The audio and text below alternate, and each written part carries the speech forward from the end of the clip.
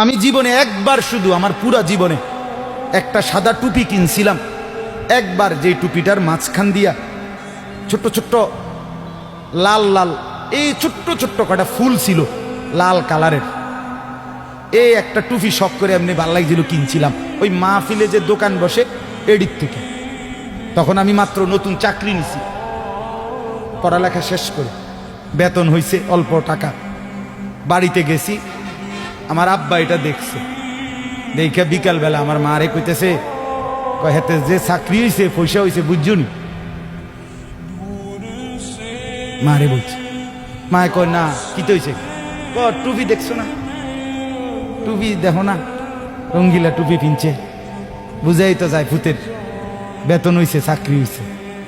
রাত্রে আসার পরে মা, আমি বাহিরের থেকে আসছি, আরে মা আমারে বলছে, ফুত তোর আব্বা মনে হয় টুপিটা পছন্দ করে নাই, সারা জীবন তোরে সাদা টুপি পরাইছে, তুই কিনলে গাই লাল ফুলওয়ালা টুপিটা কিনলি, এই যে খুলে রাখছি আর কোনোদিন পরি নাই।